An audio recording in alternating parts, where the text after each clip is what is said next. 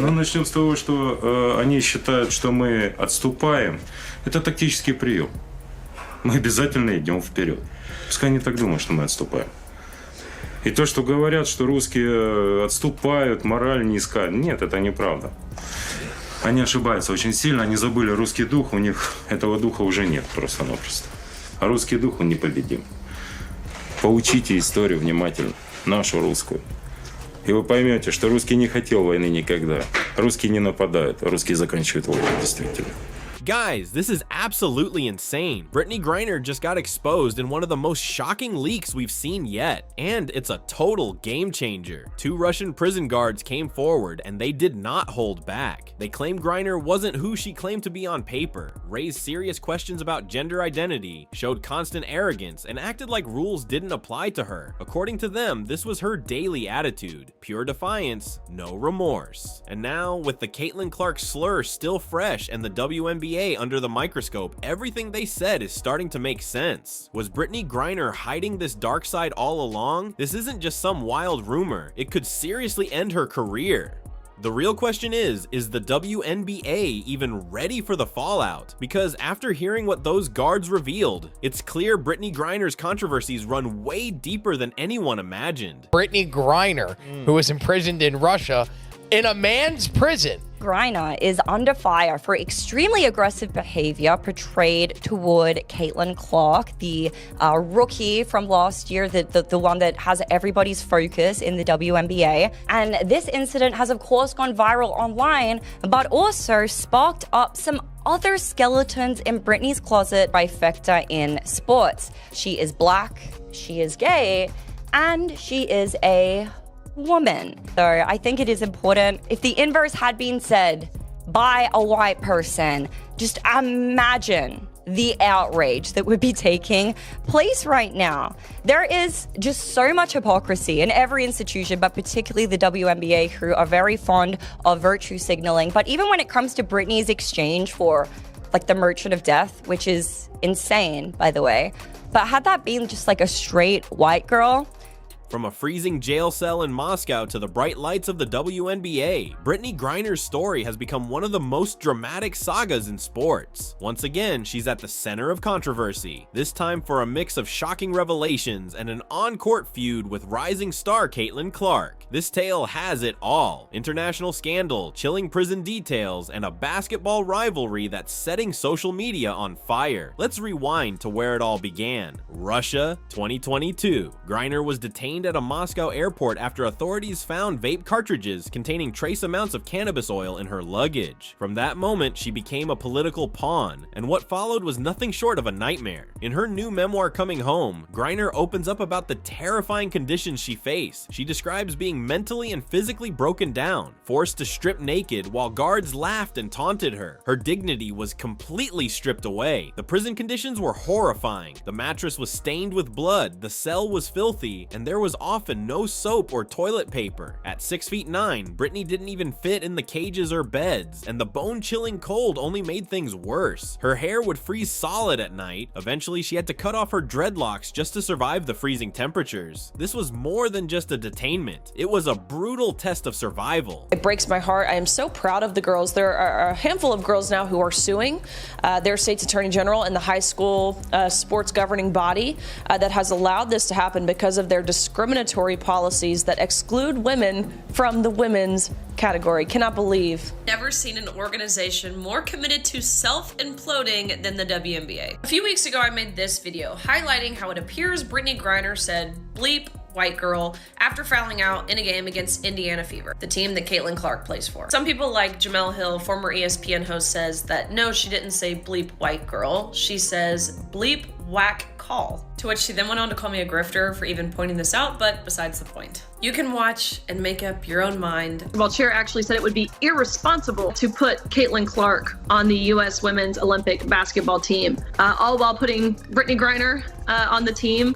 I think with the extreme controversy that she brings. Let me jump in, Riley, because you say it a lot there. The emotional toll was crushing. "I didn't even feel human." Brittney Griner revealed about the darkest moments of her captivity. She admitted that, in those early days of isolation and despair, she even considered taking her own life. This wasn't just any athlete. This was a two-time Olympic gold medalist and one of the biggest names in women's basketball, reduced to prisoner number 42, trying to sleep on a filthy, blood-stained cot in a freezing Russian prison. Guards would mess with her mind, one moment yelling and humiliating her, and the next casually asking for her autograph like she was some kind of sideshow attraction. But somehow, Griner never broke. She clung to her faith, her willpower, and the thought of family waiting back home. That strength is what kept her going. Meanwhile, the outside world spun into chaos. With little real information available, wild rumors took over. Remember when the internet blew up with those bizarre claims that Brittney Griner was secretly a man? Leaked Russian documents, viral memes, and conspiracy theories lit up social media, alleging that Griner was forced to take a DNA test to prove her gender. People even mocked her with the infamous line, "She's a man, baby." But here's the truth, none of that ever happened. There was zero evidence that Russian officials ordered a DNA test. The entire thing was a baseless smear. In fact, Griner was always held in women's facilities in Russia, completely debunking the lie. Still, the rumor stung. For Griner, it was just one more layer of humiliation added to an already brutal experience. Then came December 2022, a turning point. After nearly a year of rising fear that she might vanish into the Russian penal system for good, a high-stakes deal was finally made. On a foggy airstrip in Abu Dhabi, Brittney Griner was exchanged in a dramatic prisoner swap for Russian arms dealer Viktor Bout, known around the world as the Merchant of Death.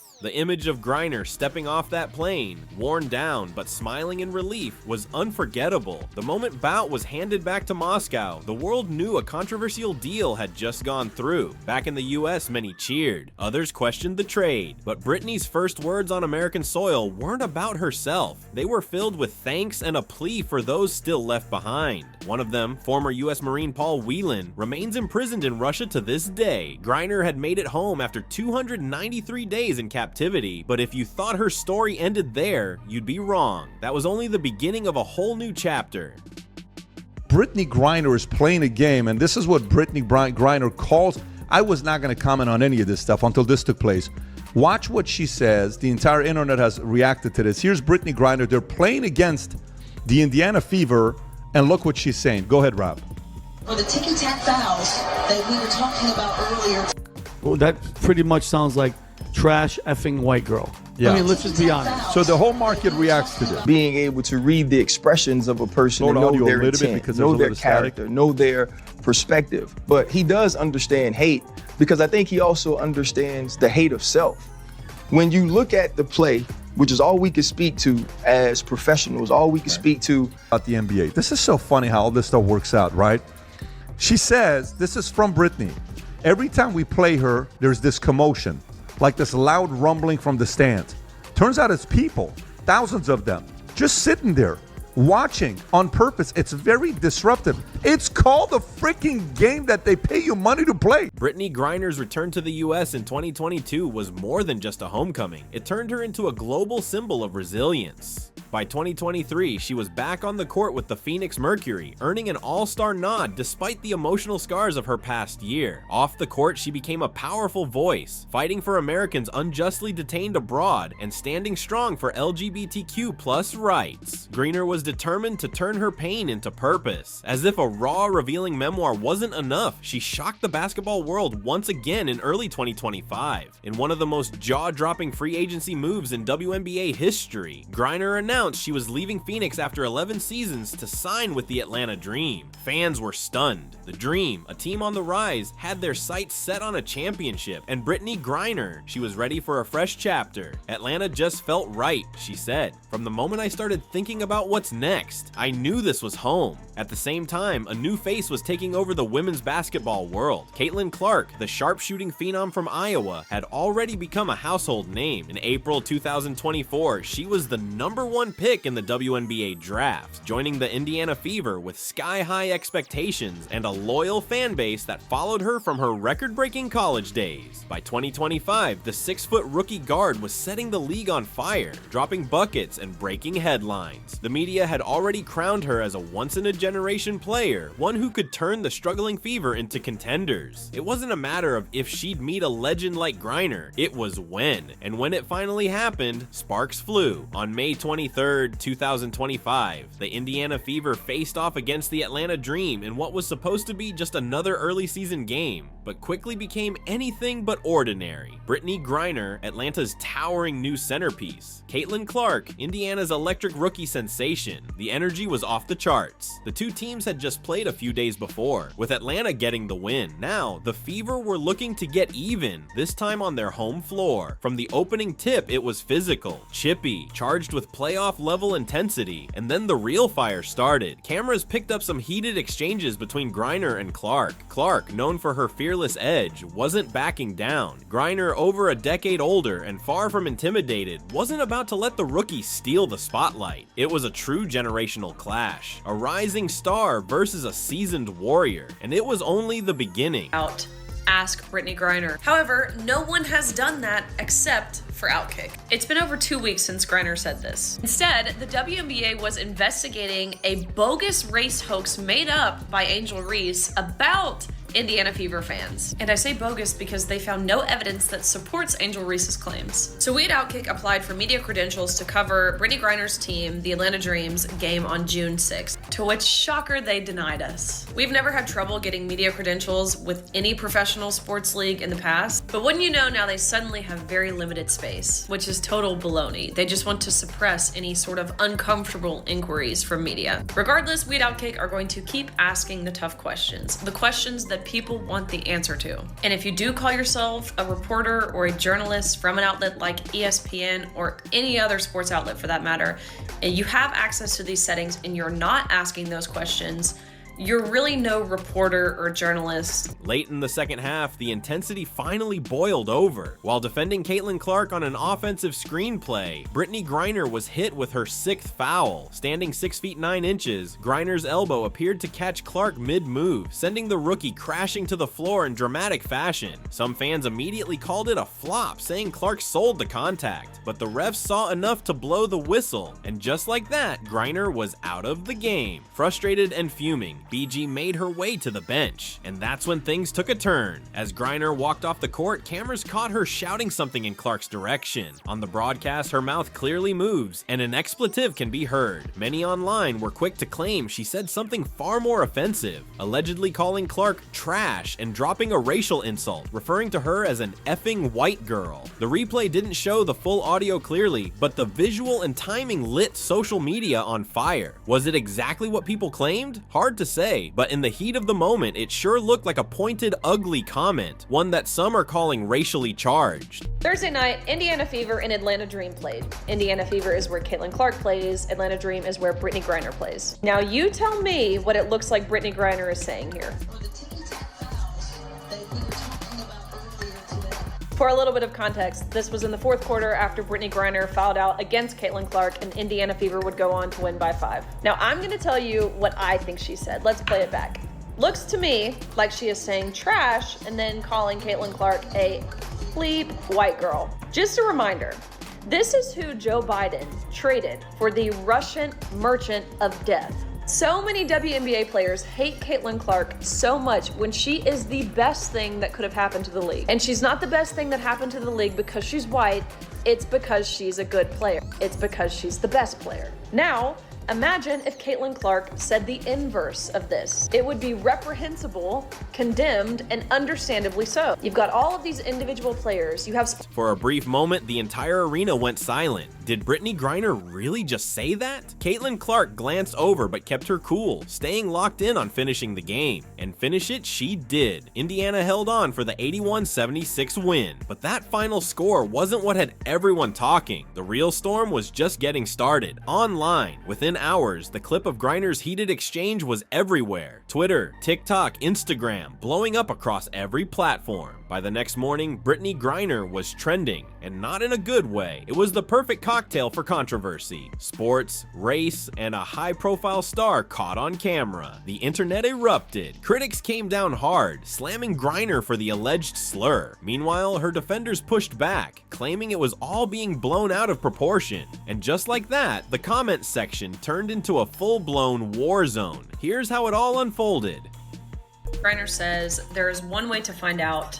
Ask Brittney Griner. However, no one has done that except for Outkick. It's been over 2 weeks since Griner said this. Instead, the WNBA was investigating a bogus race hoax made up by Angel Reese about Indiana Fever fans. And I say bogus because they found no evidence that supports Angel Reese's claims. So we at Outkick applied for media credentials to cover Brittney Griner's team, the Atlanta Dreams, game on June 6th, to which, shocker, they denied us. We've never had trouble getting media credentials with any professional sports league in the past, but wouldn't you know, now they suddenly have very limited space, which is total baloney. They just want to suppress any sort of uncomfortable inquiries from media. Regardless, we at Outkick are going to keep asking the tough questions, the questions that people want the answer to. And if you do call yourself a reporter or a journalist from an outlet like ESPN or any other sports outlet for that matter, and you have access to these settings and you're not asking those questions, the backlash was immediate and brutal. Outrage from critics flooded the internet, blasting Brittney Griner's alleged remarks as outright racism. One of the loudest voices came from Riley Gaines, a former NCAA swimmer turned outspoken commentator. She reposted the video on X, formerly Twitter, calling out Griner with fire. Brittney Griner appeared to call Caitlin Clark trash and a F-whizzing white girl after fouling out last night. Just a reminder, this is who we traded for the Russian Merchant of Death. Now imagine if Clark had said the reverse. Her reference to Victor Bout, the notorious Russian arms dealer exchanged for Griner, added fuel to the fire. To Gaines, Griner was given freedom and grace, only to return and spew hate. And she wasn't the only one feeling that way. Comment sections were lit up with furious reactions. Fans demanded consequences. Fire her. There's no room for this kind of racism.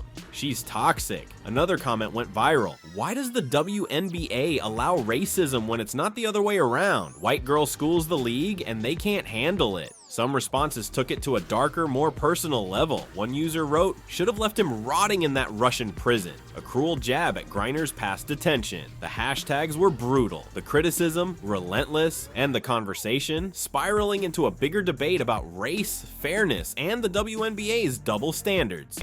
Is to say that this person is not a female. Firstly, because this was actually posted to Brittney's personal Instagram.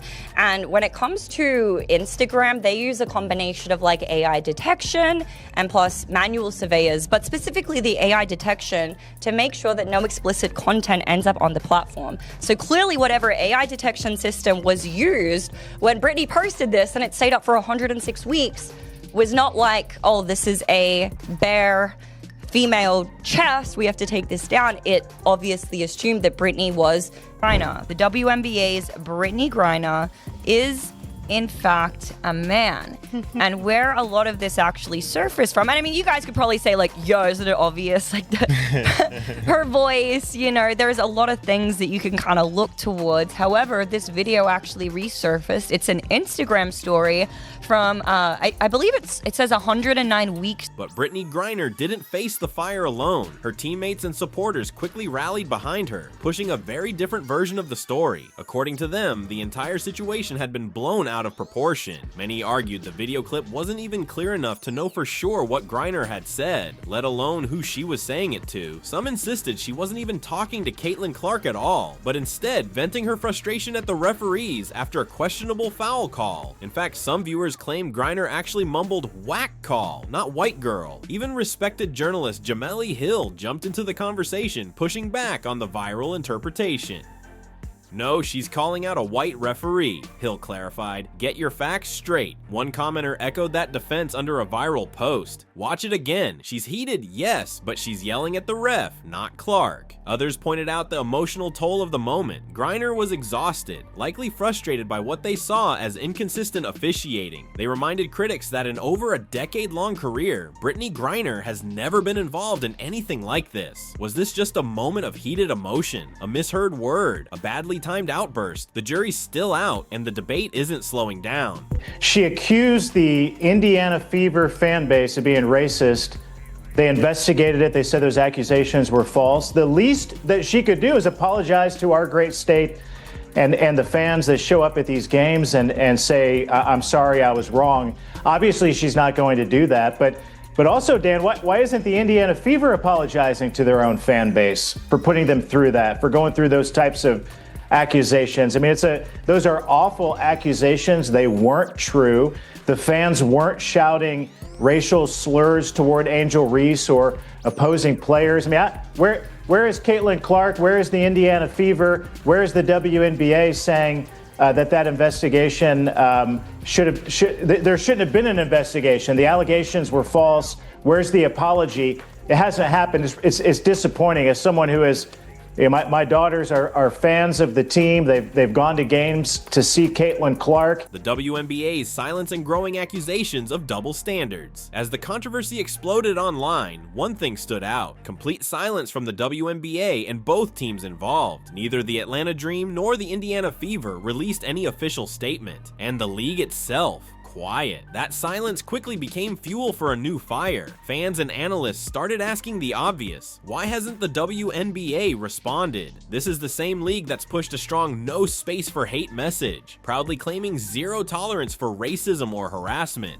Just recently, the WNBA launched a 2-week investigation into alleged racist heckling aimed at a different player, and that turned up nothing. But now, there's a potentially racist comment caught on video from a high-profile star, and suddenly the league doesn't seem so eager to act. Critics quickly cried foul. Was the WNBA protecting one of its biggest names? Was Brittney Griner too valuable to discipline?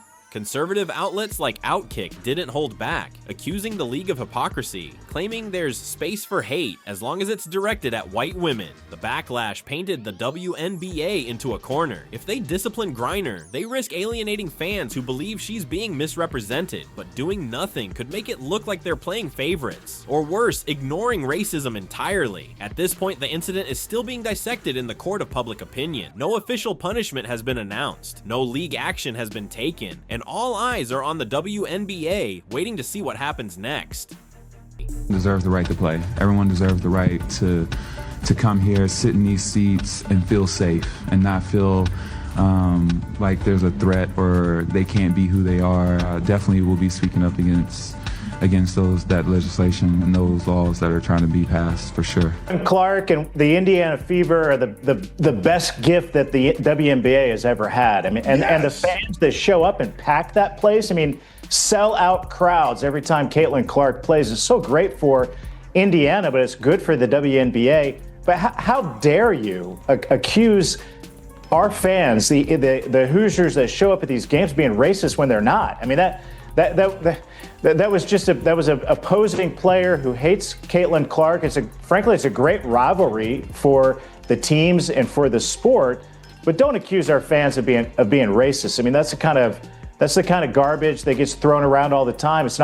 It wasn't true. The investigation. So where does Brittney Griner stand now? In just 2 years, she's lived through more turbulence than most athletes face in a lifetime. From a Russian prison cell to throwing down dunks in the WNBA, only to find herself in the center of a new storm, this time over words spoken in the heat of a game. To her fans, Brittney is a woman constantly under the microscope, someone who's already endured unimaginable trauma, now being dragged into controversy over what might have been a misunderstood moment. To her critics, it's part of a larger pattern. Whether it's kneeling during the anthem or this latest incident, they say it's time for accountability, or at least an honest response. And looming over it all, the ongoing conversation about race, privilege, and representation in sports, especially when it involves high-profile figures like Griner and Caitlin Clark. One thing's certain, Brittney Griner's story is still being written. From battling the shadows of incarceration to weathering firestorms in the public eye, she's become more than just a basketball player. She's a lightning rod for cultural tension, race, gender, sexuality, politics, all wrapped into one larger-than-life figure. Yes, she's an openly gay athlete and a vocal advocate, but she's also someone who's been forced to live every chapter of her life under scrutiny. And now, with this new controversy surrounding the Clark incident, all eyes are on her once again. Will Brittney address what happened directly, or will she let her game speak louder than the noise? How will this tension shape the growing rivalry between her Atlanta Dream and Clark's Indiana Fever? However, whatever happens next, one thing's for sure, Brittney Griner doesn't fold under pressure. She's shown that behind bars in Russia and on the brightest stages in women's basketball. As she said in her memoir, "I wanted to tell my story on my own terms." Well, a new chapter has just begun, and it may be time for her to turn the page once more, on her own terms. Until then, this saga continues to unfold with all the twists of a blockbuster drama, so stay locked in, because we'll be right here, front row, popcorn ready, covering every moment,